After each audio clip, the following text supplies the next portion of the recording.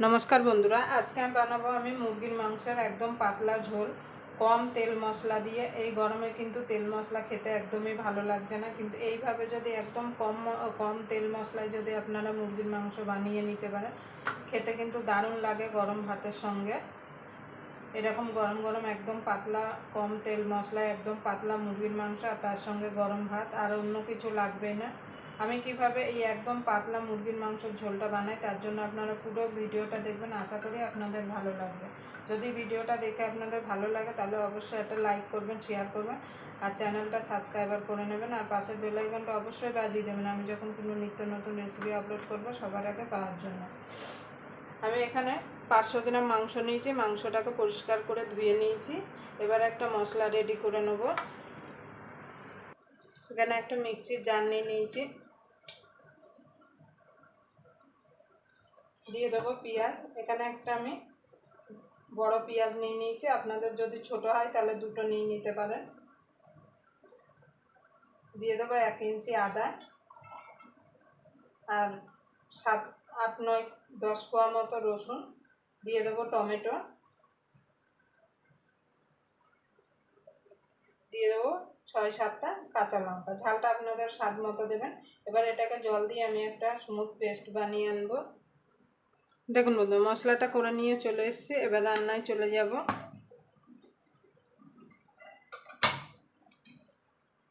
একটা কড়াই বসিয়ে দেবো, এবার কড়াইটা গরম হওয়া পর্যন্ত অপেক্ষা করব। দেখুন বন্ধু তেল দিয়ে দিয়েছি, এবার তেলটা গরম হয়ে গেছে। এখানে আমি আলু নিয়ে নিয়েছি, আলুটা ভেজে নেবো। আমি 3টে আলু 2 অর্ধেক করে কেটেছি। আপনাদের যদি বড় আলু হয় আপনারা 4 পিস করে নিতে পারেন। তো আলুটাকে লাল লাল করে ভেজে নেব।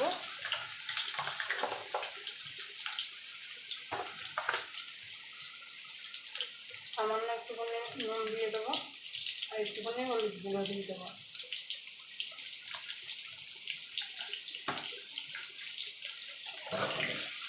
এবার লাল লাল করে ভেজে নেব।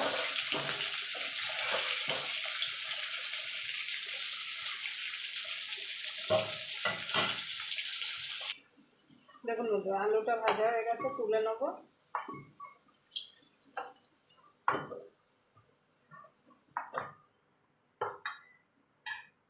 আমি বাকি রান্নাটা এই তেলেই করব।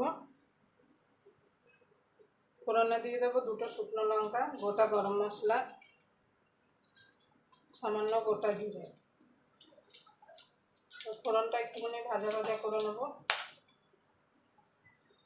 তার লাস্টটা অবশ্যই ফাটিয়ে দেবেন। এবার এখানে যে মশলাটা করে রেখেছিলাম সেটা দিয়ে দেবো।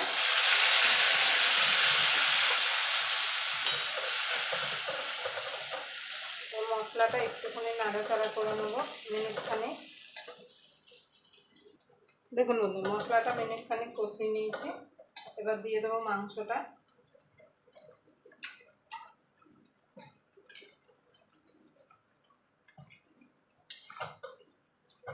মাংসটা দিয়ে মশলার সঙ্গে আরও মিনিটখানিক নাড়াচাড়া করে নেব।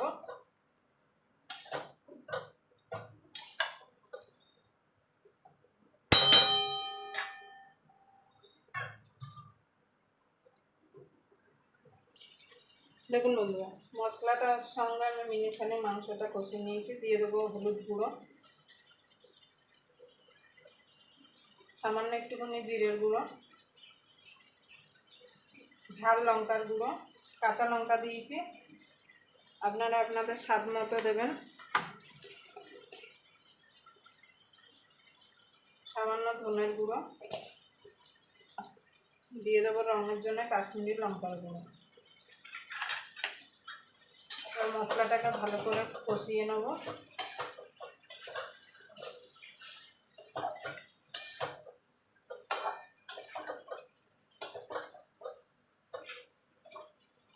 এবার আলুটাও দিয়ে দেবো, আলু আর মাংস একসঙ্গে ভালো করে কষিয়ে নেব।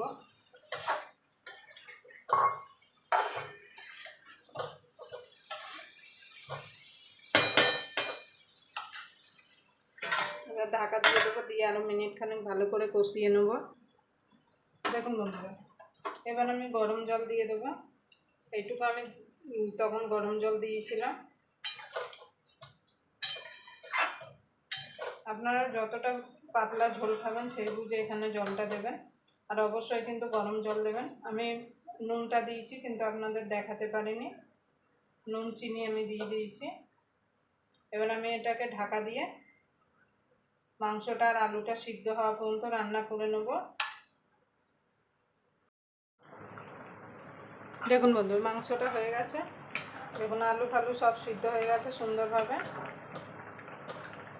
এবার আমি নামিয়ে দেবো। নামানোর আগে দিয়ে দেবো গরম মশলা। আমি এখানে সানরাইজ গরম মশলা ব্যবহার করছি, আপনারা চাইলে গোটা গরম মশলা বেটেও দিতে পারেন। নুন মিষ্টিটা অবশ্যই চেক করে নেবেন। আর এই গরমে এইরকম একদম কম তেল মশলা এরকম পাতলা মুরগির মাংসর ঝোল গরম গরম ভাত খেতে কিন্তু দারুণ লাগে। এবার আমি নামিয়ে দেবো। আবার আপনাদের সঙ্গে কোনো নতুন রেসিপি নিয়ে দেখা হবে। ততক্ষণ পর্যন্ত আপনারা ভালো থাকবেন, সুস্থ থাকবেন।